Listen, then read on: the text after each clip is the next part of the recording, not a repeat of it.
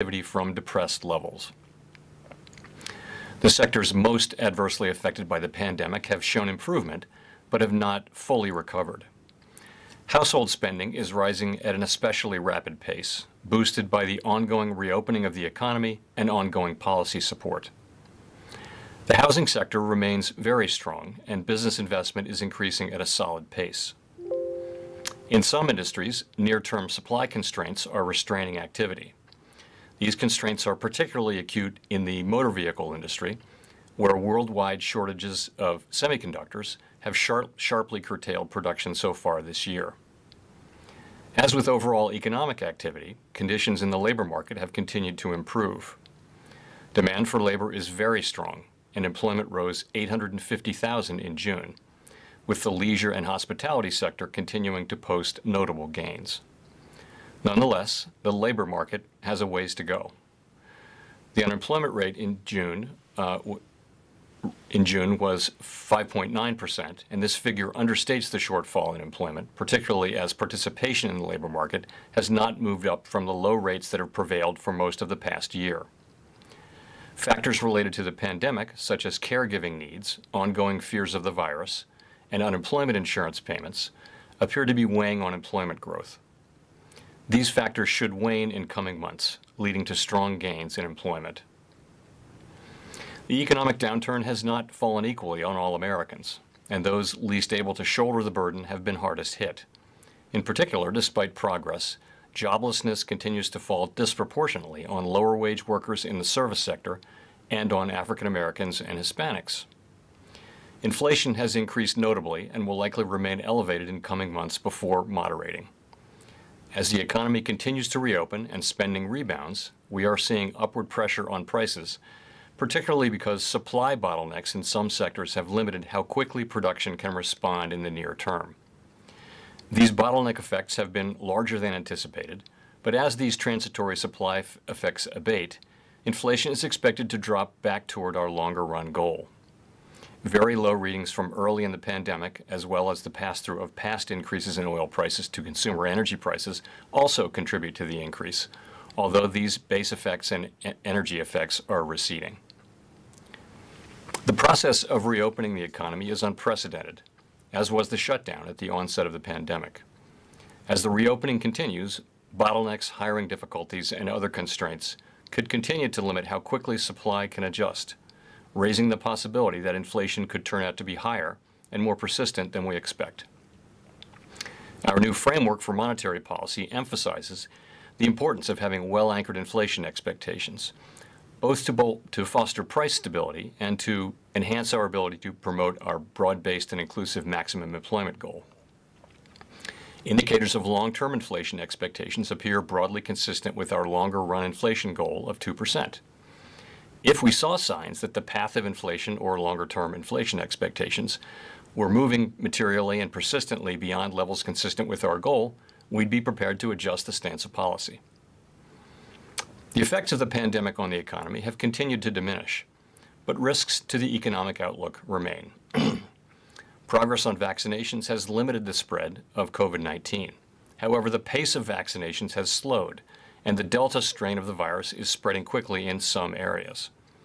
Continued progress on vaccinations would support a return to more normal economic conditions. The Fed's policy actions have been guided by our mandate to promote maximum employment and stable prices for the American people, along with our responsibilities to promote the stability of the financial system. As the committee reiterated in today's policy statement, with inflation having run persistently below 2%, we will aim to achieve inflation moderately above 2% for some time so that inflation averages 2% over time and longer-term inflation expectations remain well anchored at 2%. We expect to maintain an accommodative stance of monetary policy until these employment and inflation outcomes are achieved. With regard to interest rates, we continue to expect that it will be appropriate to maintain the current 0 to 1/4% target range for the federal funds rate until labor market conditions have reached levels consistent with the committee's assessment of maximum employment, and inflation has risen to 2% and is on track to moderately exceed 2% for some time. In addition, we are continuing to increase our holdings of Treasury securities by at least $80 billion per month and of agency MBS by at least $40 billion per month until substantial further progress has been made toward our maximum employment and price stability goals. Our asset purchases have been a critical tool. They helped preserve financial stability and market functioning early in the pandemic, and since then have helped foster accommodative financial conditions to support the economy. At our meeting that concluded earlier today, the committee continued to discuss the progress made toward our goals since the committee adopted its asset purchase guidance last December. We also reviewed some considerations around how our asset purchases might be adjusted, including their pace and composition once economic conditions warrant a change. Participants expect that the economy will continue to move toward our standard of substantial further progress. In coming meetings, the committee will again assess the economy's progress toward our goals, and the timing of any change in the pace of our asset purchases will depend on the incoming data. As we've said, we will provide advance notice before making any changes to our purchases. On a final note, we announced the establishment of 2 standing repo facilities, a domestic one for primary dealers and additional banks, and another for foreign and international monetary authorities. These facilities will serve as backstops in money markets to support the effective implementation of monetary policy and smooth market functioning. To conclude, we understand that our actions affect communities, families, and businesses across the country. Everything we do is in service to our public mission. We at the Fed will do everything we can to support the economy for as long as it takes to complete the recovery. Thank you. I look forward to your questions.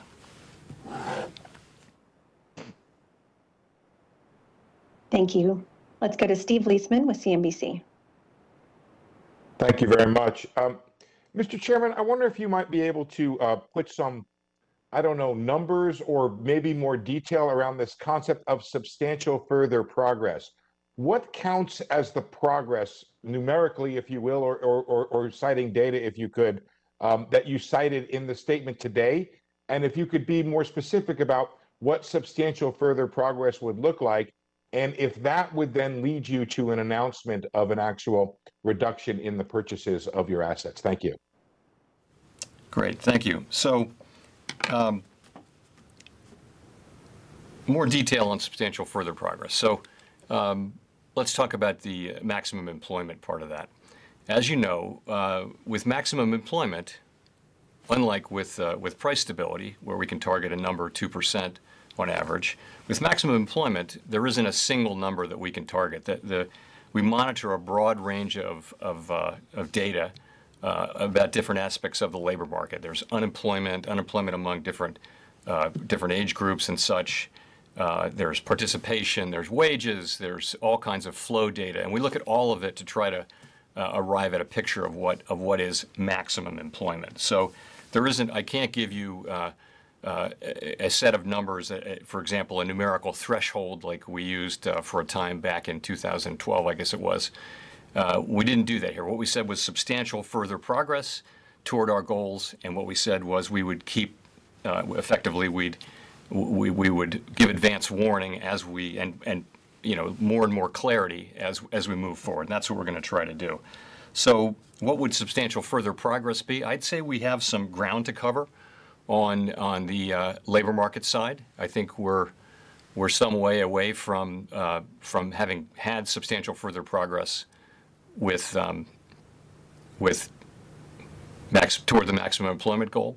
I would want to see some strong job numbers, and that's kind of the idea. If I could follow up, you talked about one side of the equation. You didn't. Does it mean you feel like you've reached your goal when it comes to the inflation side? Thank you. So inflation is running well above our 2% objective and has been for a few months, and is expected to run up certainly above our objective for a few months before we believe it'll move back down toward our objective. The question whether we've met that objective formally is really one for the committee to make. I can't do that by myself, but it's clear that at this time inflation is actually running above 2%, and again has been and will be, at least we expect it will, in coming months before returning down toward our target. Thank you. And Saphir with Reuters.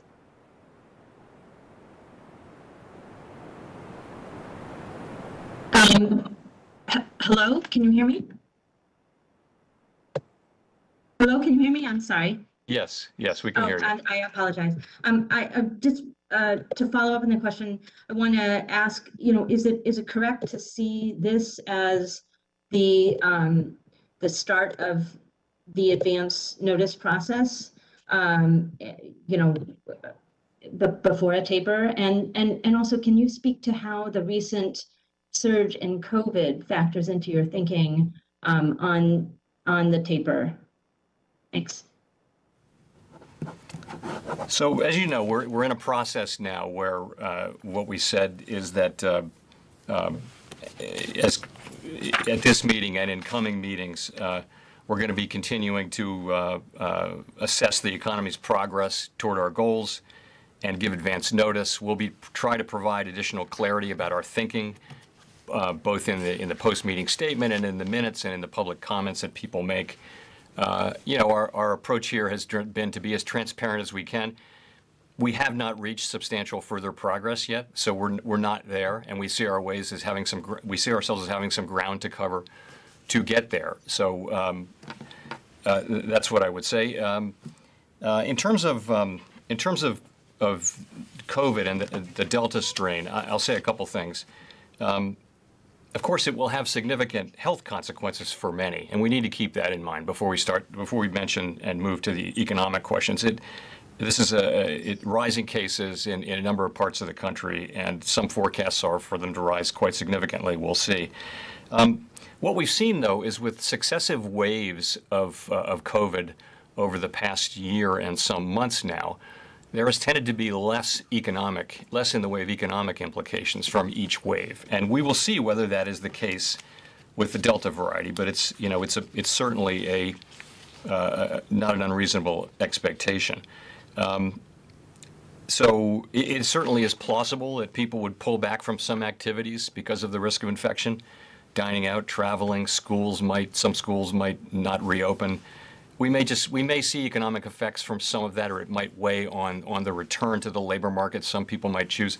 Again, we don't have a strong sense of how that might work out, so we'll just be monitoring it carefully. Thank you. We'll go to Nick Timros at the Wall Street Journal.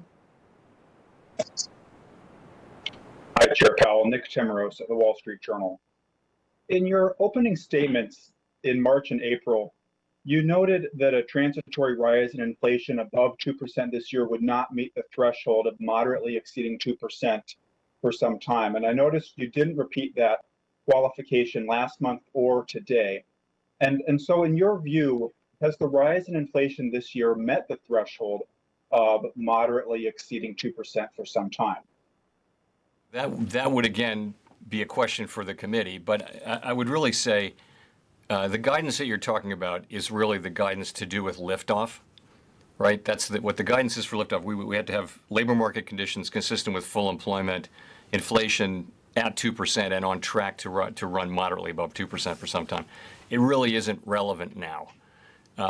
Because we're looking at tapering asset purchases. We're clearly a ways away from considering raising interest rates. It's not something that is on our radar screen right now. So when we get to that question, when we start to get to the question of liftoff, which we are not at all at now or near now, that's when we'll ask that question. That is when that will become a real question for us. Great, thank you. Gina Smialek at the New York Times.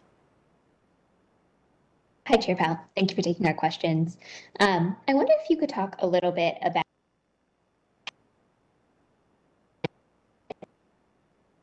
reacting. Does that affect how you're thinking about tapering? Does it affect how you're thinking about, potential liftoff down the road? And if you could just talk a little bit about that. Gina, I'm sorry, for the first 15 seconds of your question, you froze. Could you say that again? I apologize. Oh, yeah, no, sorry. So I was wondering if you could talk a little bit about how the divergence in global growth and the sort of multi-speed recovery we're seeing around the world impacts how the Fed thinks about its policies. So do you take into account that sort of multi-speed recovery when you're thinking about tapering QE, and do you take it into account when you're thinking about liftoff? Thanks. So it's an important feature of this recovery is how uneven it is, and in many cases it's related to the fact that some countries have had little in the way of access to vaccines, and so they're seeing significant outbreaks and it's weighing on economic activity, whereas other countries, such as the United States in particular, are having a very strong rebound. And now Europe is having a stronger rebound as well. So it's a feature of our economy. Now, how does it affect our policy? In a couple of ways, potentially. One just is that in general, economies and through financial markets and through trade are deeply interconnected now. And so a stronger global economy will lead to more U.S. exports, and that'll help economic activity. To the extent the global economy is weak and the United States is strong, we'll wind up exporting some of our demand through imports rather than having a lot of exports. That's one way. Another way, though, is more on the risk side, and that is as long as COVID is running loose out there, as long as there's time and space for the development of new strains, no one's really finally safe. These strains, there's no reason they just can't keep coming, and one more powerful than the next. We don't know that, but that's certainly a plausible outcome. Now, as vaccinations rise, we can nonetheless get back to our economic activity. But it is both the right thing to do and very much in our interest to make sure that vaccination happens broadly around the world, just for that reason. Thank you. James at the FT. Thank you very much. Chair Powell, how would you describe the risk to the outlook on inflation at the moment after the last data came out higher than expected? Do you believe the risks are tilted to the upside? And does the committee share that view, or are they in balance? Are you still worried that there could be a hit to demand from the Delta variant that could tilt them sort of to the downside again? If you could give us a sense of that, that would be very helpful. Sure, I'd be glad to. So if you look at the most recent inflation report, what you see is that it came in significantly higher than expected, but essentially all of the overshoot can be tied to a handful of categories. It isn't the kind of inflation that's spread broadly across the economy. It's new, used, and rental cars, it's airplane tickets, it's hotels, and it's a couple of other things. And each of those has a story attached to it that is really about the reopening of the economy. So we look at that and we think that those are temporary things because the supply side will respond, the economy will adapt. We have a very adaptable, flexible economy and labor market, and it's a real asset that we have. And so we think that inflation should move down over time. Now, we don't have much confidence, let's say, in the timing of that or the size of the effects in the near term. I would say in the near term that the risks to inflation are probably to the upside. I have some confidence in the medium term that inflation will move back down. Again, it's hard to say when that will be. I will say though that inflation is half of our mandate, price stability is half of our mandate, and if we were to see inflation moving up to levels persistently that were above, significantly, materially above our goal, and particularly if inflation expectations were to move up, we would use our tools to guide inflation back down to 2%. So we won't have an extended period of high inflation. We think that some of it will fall away naturally as the process of reopening the economy moves through, and it could take some time. In any case, we will use our tools over time as appropriate to make sure that we do have inflation that averages 2% over time. Thank you. Victoria at Political. Hi, Mr. Chairman. So bond market pricing seems to suggest that investors think the Fed might eventually over-tighten. So my question is, do you think that markets have bought into the central bank's new framework, and how do you balance that with managing inflation concerns?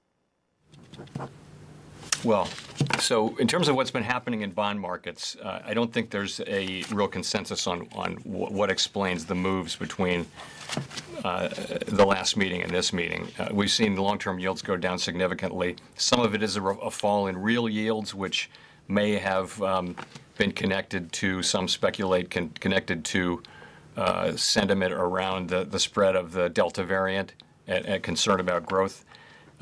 There was also some decline in inflation and compensation, which is significantly reversed. And there are also so-called technical factors, which is where you put things that you can't quite explain. So I don't see in any of that there is really anything that challenges the credibility of our framework, if that's really your question. We are committed to achieving 2% average inflation over time.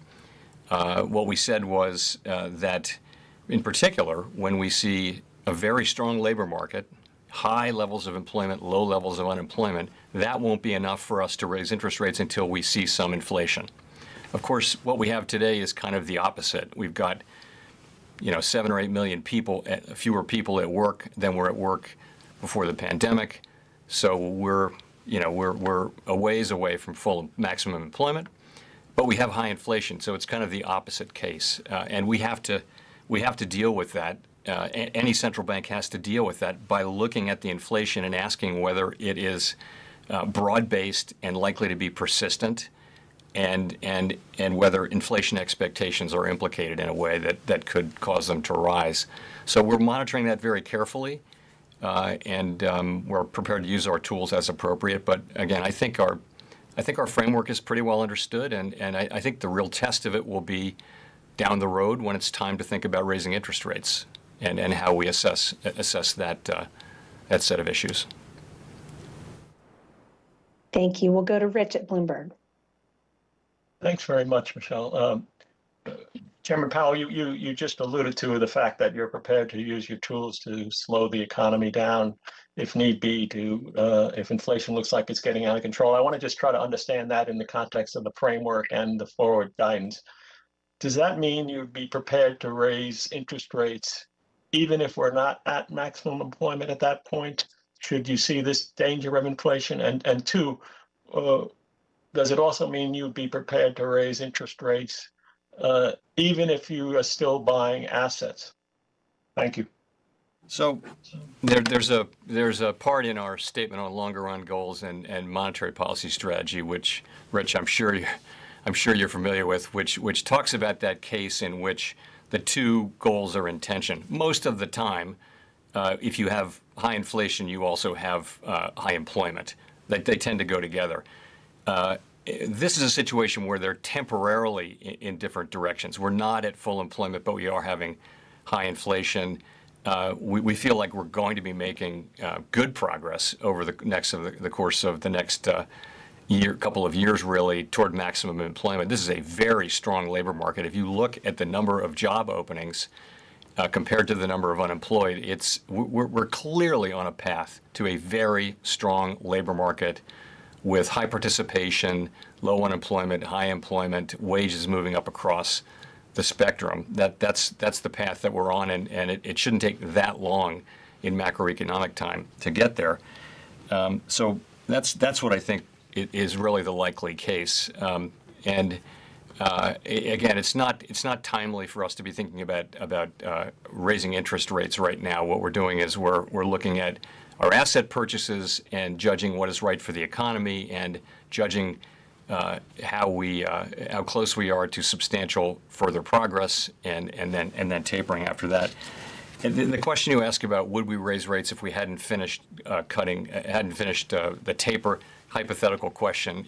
We'd face the circumstance at the time.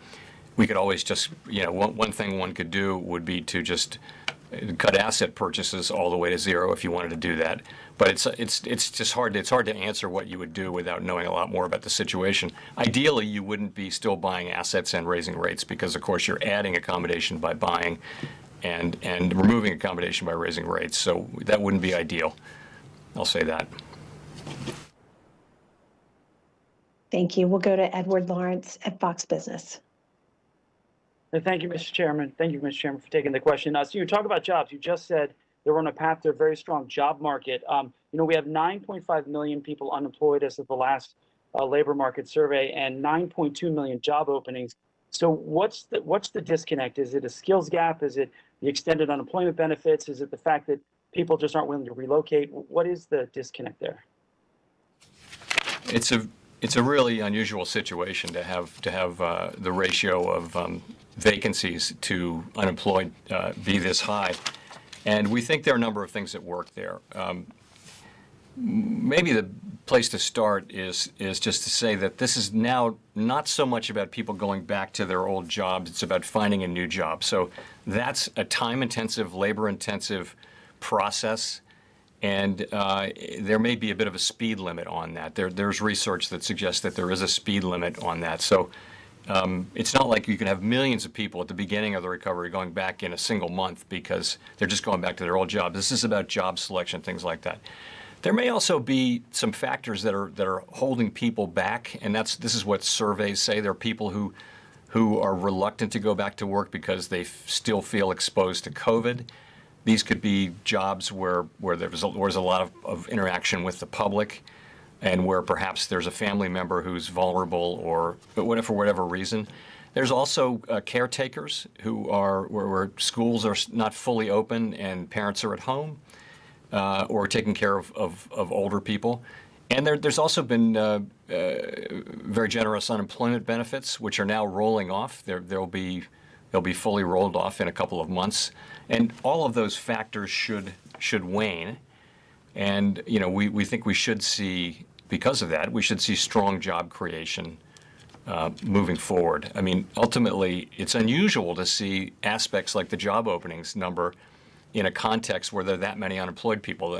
That many job openings would typically suggest a tight labor market. And of course, we hear from businesses all over the country that it's very hard to hire people. And that may be because people are shopping carefully for their next job. I mean, I think the bottom line on this is people want to work. If you look at where labor force participation can get, people will go back to work unless they retire. Some people will retire, but generally speaking, Americans want to work, and they'll find their way into the jobs that they want.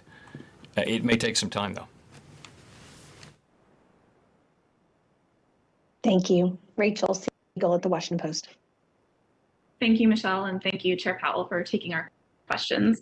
I wanted to follow up on what you said about there tending to be less in the way of economic implications from each wave of COVID cases. Could you elaborate on what you've seen to that end during previous waves? And then looking forward, how vulnerable is the labor market to the Delta variant? I'm thinking or wondering if you have concerns that jobs that may have come back in travel or tourism could be susceptible if people started reconsidering their travel plans, or if caretakers were suddenly faced with the prospect of schools not reopening.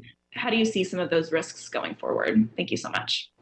Sure. So if you remember the summer wave last year of COVID, which was largely southern and western states, the economy just performed much better than anyone expected. We were coming off the spring wave where there were a lot of shutdowns, and then this big second wave hit.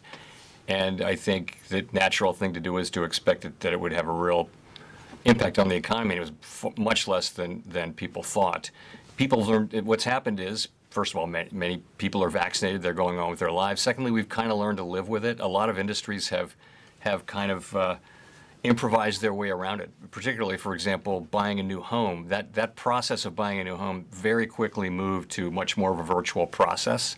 And so they were able to do that. And other industries as well have gone to takeout and, no contact things.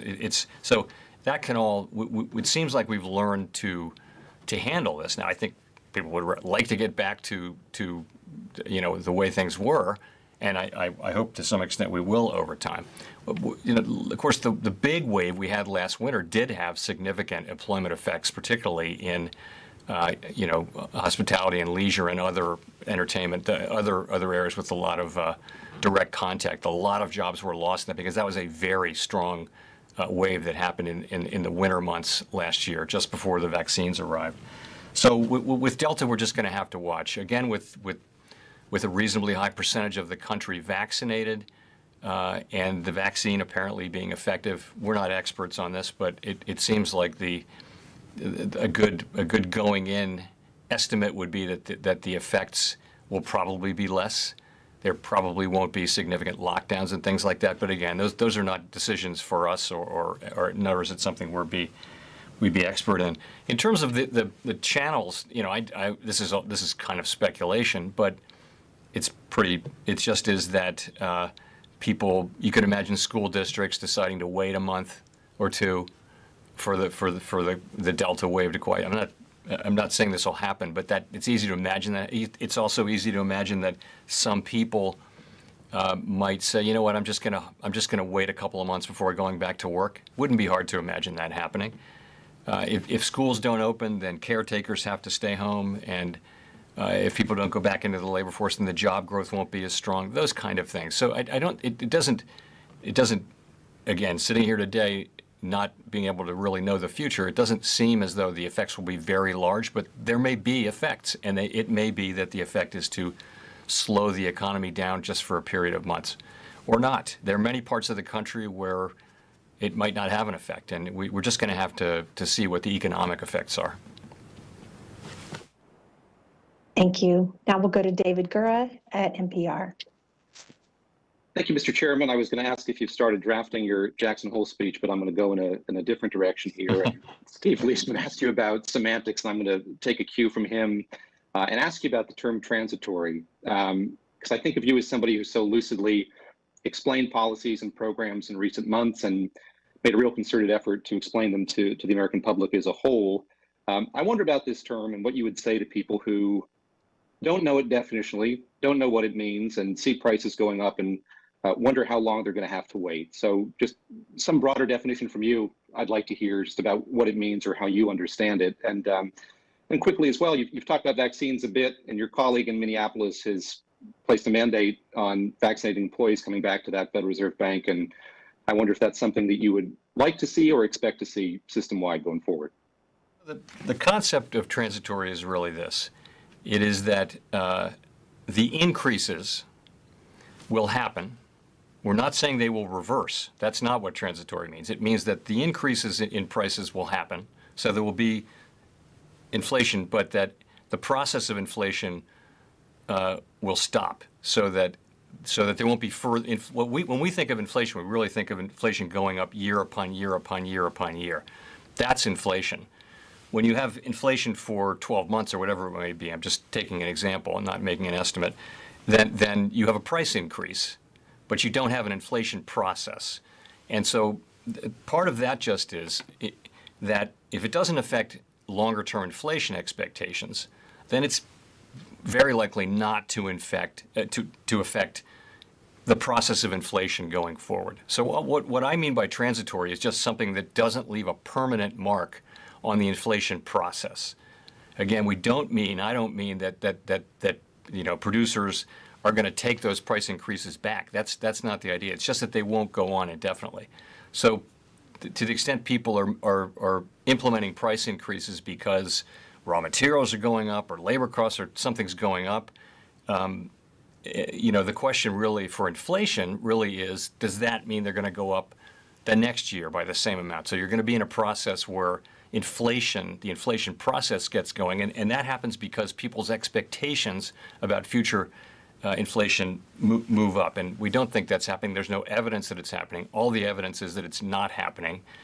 But nonetheless, we have to watch this very carefully, because this is, we have two mandates: maximum employment and price stability. Price stability for us means inflation averaging 2% over time, and so we've got to be very careful about that. But I think it's a good point that it's a term. What it really means is temporary. But then you got to understand that it doesn't mean that the increases will be taken back. Some of them will be, but that's not really what it means.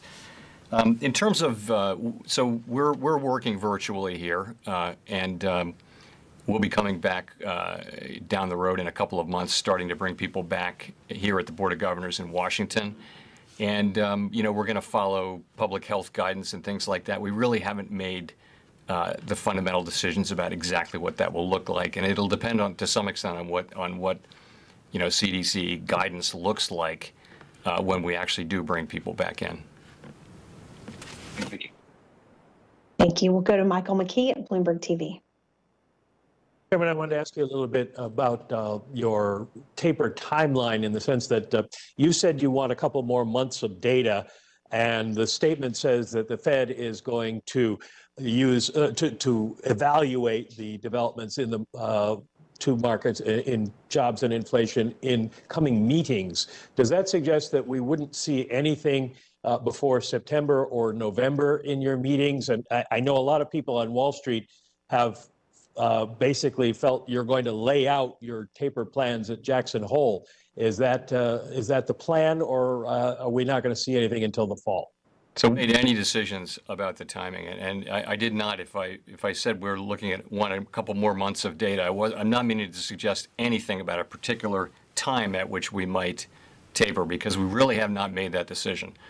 All I'm saying is that we're not at substantial further progress.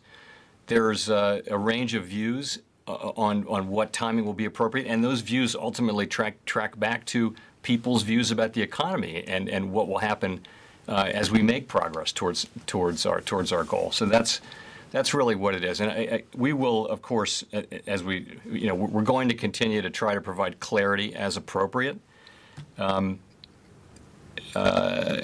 timing, pace, and composition. But today I've given you what I can give you, because again, this was the first really, I would say, deep dive on the issues of timing, pace, and composition. And it was a good meeting, but no decisions are made, and I'm just not in a position to give you much guidance, really any guidance, on the actual timing. But I will say we're making progress. We expect further progress, and we expect that if things go well, then we will reach that goal. And when we reach it, and the committee is comfortable that we have reached it, then we'll taper at that point. I really, there's nothing I can say about Jackson Hole. We're in the process of writing that speech, and I am going to give a speech, but I wouldn't want to say what'll be in there at this point. Well, if I could follow up, several people have recently noted that the Fed has got the markets working well, and you've got bank loans up. In other words, you've stimulated demand. But savers and companies like insurance companies and pension funds are getting hammered by the low rates, and they're wondering if the balance hasn't started to shift away from benefiting the economy to doing more harm than good. Asset purchases were just a key part of our response to the critical phase of the crisis. They really helped us restore market function to these key markets, really, which are very, very important to our economy and the global economy. And then they were a big part of creating accommodative financial conditions to support demand. They were strongly needed. It was that commitment to continue asset purchases that provided strong support for the economy and has been a part of the story for why the economy is so strong right now. So we said we would taper when we achieve substantial further progress, and we're going to honor that commitment. I mean, it's and again, we're talking about it right now, and meeting by meeting, and moving in that direction. We will taper when we reach that goal, and we'll provide more clarity on that as we go, as is appropriate. Thank you. We'll go to Hannah Lang at the American Banker. Hi, you've been asked a lot previously if the Fed's monetary policy at all contributes to inequality, but I was really curious to know where you think the Fed's regulatory policy lands, particularly if you think that the Fed's bank capital requirements have had the effect of penalizing lower income households seeking loans. Basically, is it possible to achieve the balance of a safe banking system with one that also provides equitable loan access? Thanks.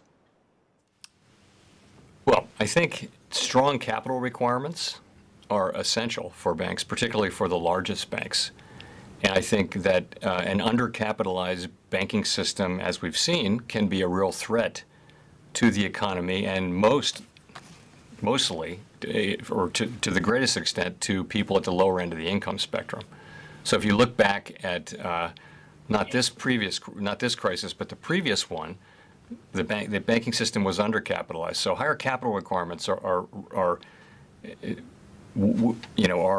really a good thing because they allow banks to weather downturns and continue to perform the functions that they perform. I think it's other tools that we have to, and the Fed has some of these tools, Congress has some of these tools, other agencies have some of these tools to assure or support the wide availability of credit, particularly to low and moderate income communities. So that's CRA. We enforce CRA. We're working on a new CRA proposal right now with the other banking agencies, and we think it's going to be good, and will support the flow of credit to low and moderate income households. It's also the anti-lending discrimination statutes that we enforce. And it's some of the programs that Congress has in place to support the flow of credit to low and moderate income communities. I don't think it's capital standards at all. I think capital standards work the other way. Strong capital is what enables banks to continue to serve their communities, including low and moderate income communities. Thank you. We'll go to Chris Rugaber at the AP. Hi. Thank you for taking my question.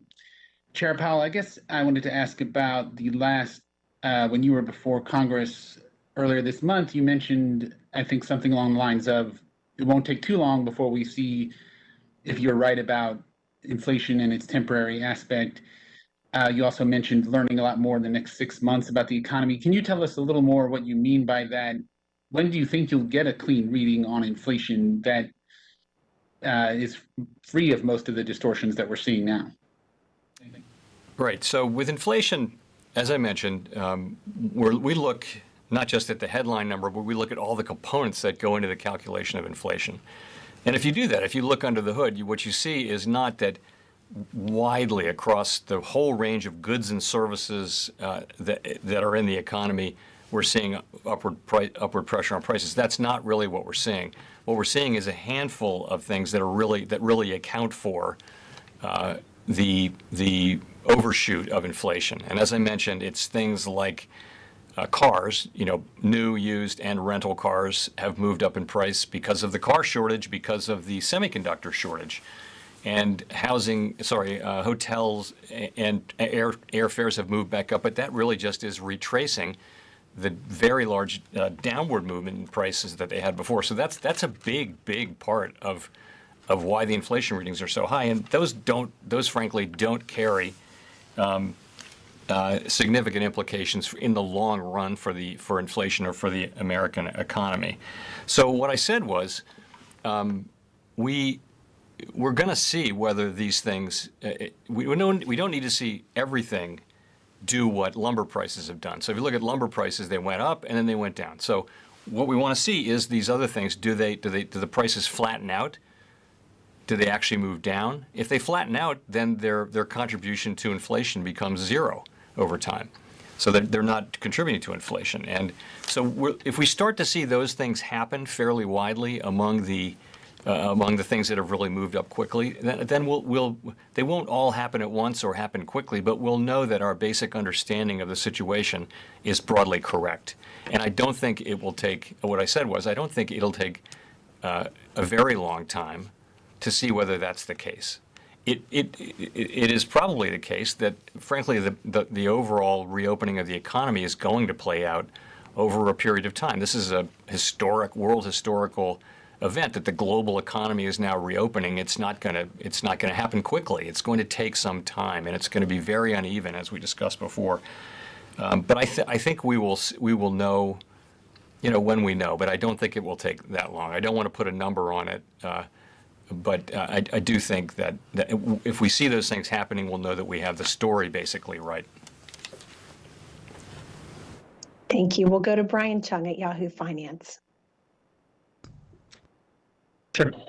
Hi, Chairman Powell. Brian Chung, Yahoo Finance. Just wondering if you could provide a little bit more color in terms of how you're thinking about mortgage-backed securities purchases as you inch towards taper within the context of home prices continuing to rise. We've heard a lot of people talk about the idea that maybe they'd like to cool off on specifically the MBS purchases. Is that more because of the optics, or is it because there's an observed relationship from the committee's view between MBS purchases under QE and a hot housing market?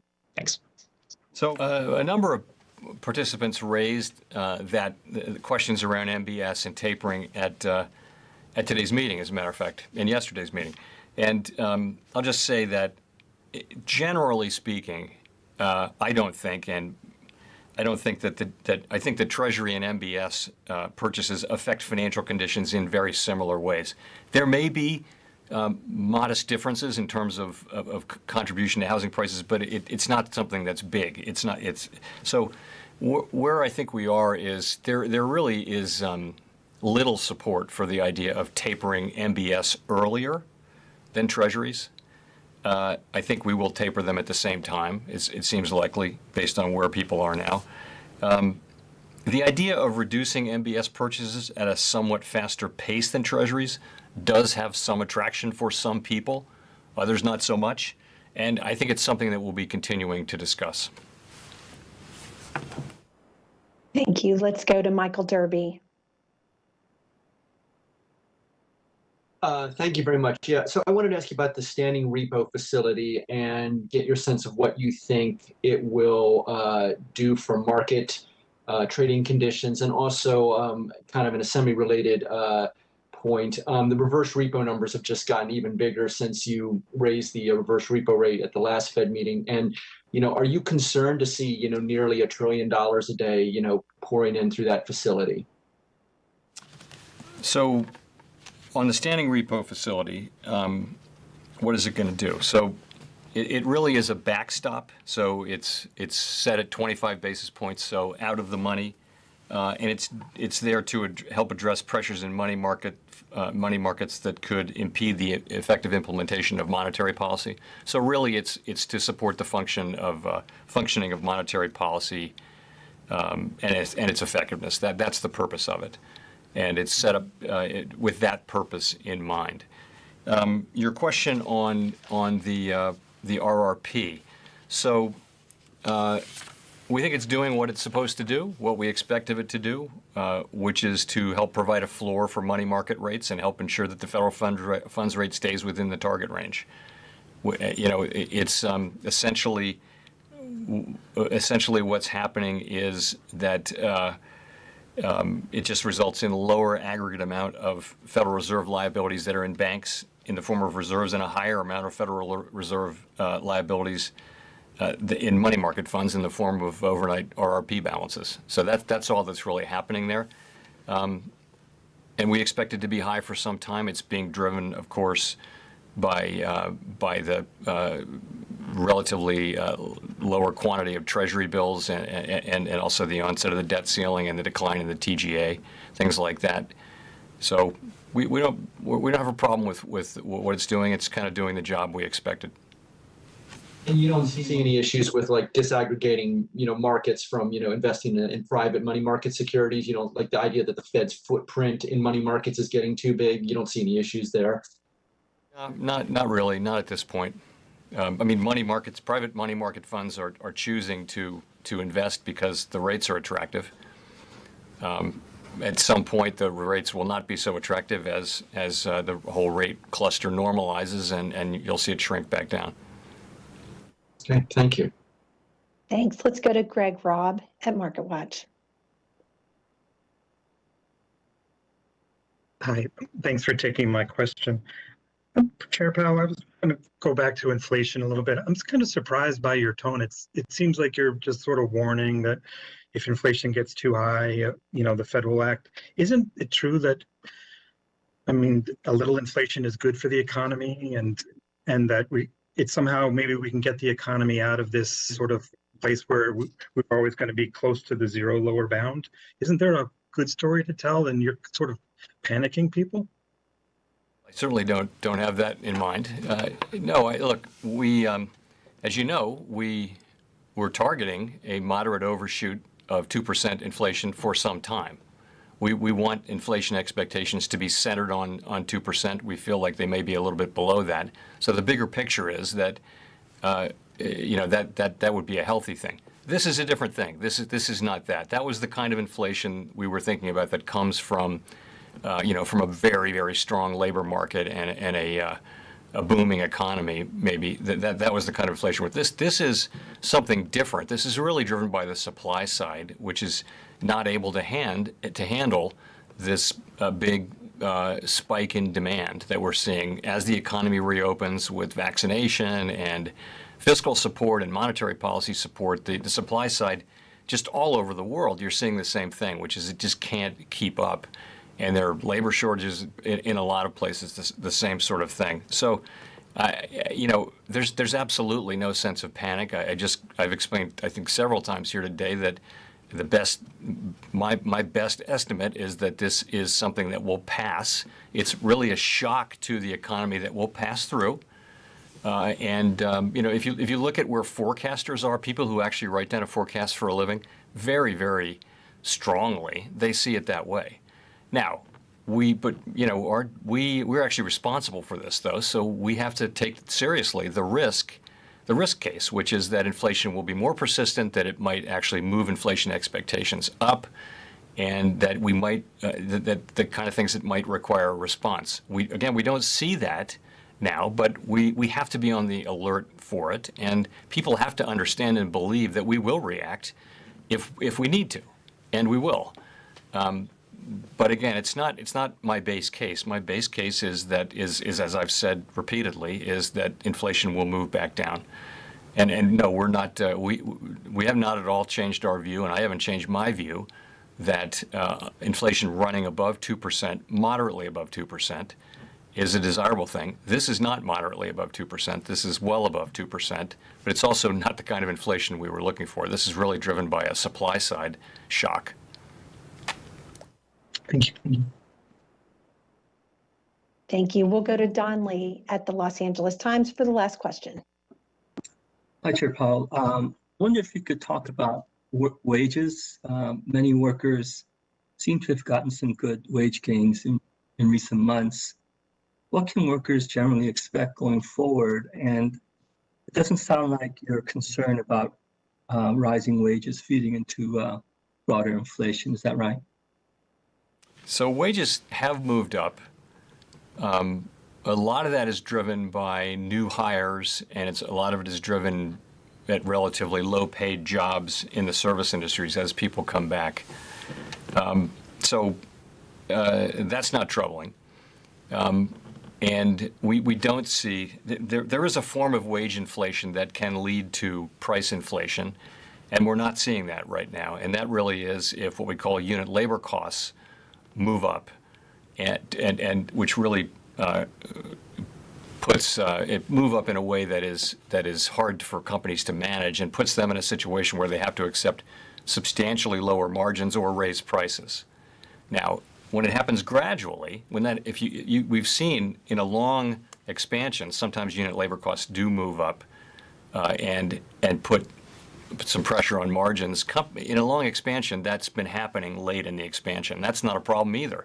The problem is if it happens in a way that pushes firms broadly into raising prices. It was called the wage price spiral. We don't see that now. This is something that was a feature of the high inflationary era of the Great Inflation, but it's not a feature now, and we don't see that now. Of course, we'll be watching it, and this is one of the reasons why we're watching so carefully to see whether labor force, whether people do come back in and accept jobs. Given the very large number of job openings and the very large number of unemployed people, we'd like to see,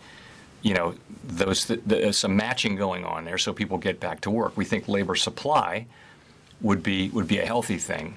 But wages moving up across the spectrum, consistent with inflation and productivity, is a good thing. Thank you, Chair Powell, and thank you all for coming. Thanks very much.